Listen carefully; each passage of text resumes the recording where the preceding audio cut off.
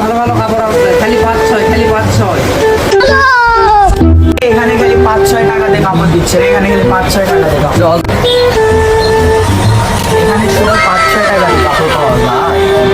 এবার সত্যিই দাম 5-6 দিয়ে কাপড় পাওয়া যায়। এখানে কি কাপড় দেখানো যাবে?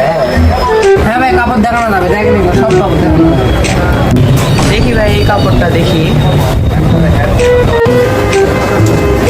ভাই দেখেন, কাপড় দেখেন। এই কাপড়টা দেখা যাবে? হ্যাঁ ভাই দেখেন, সমস্যা নাই, দেখেন। আমি দেখতো কাপড়টা কেমন হয়, দেখতো ভাই। ভাই কাপড় বেশি দামাদারি করেন না, দাম করবে। এ ভাই গেঞ্জিটা প্যাক করে দেন।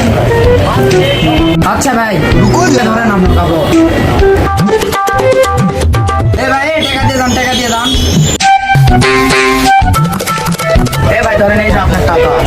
আপনারা কি নাম করেছেন? 5-6 টাকা দিলেন যে। এ ভাই আপনি ফাজলাম করতেছেন, আপনি নিজেই তো বললেন 5-6 টাকা।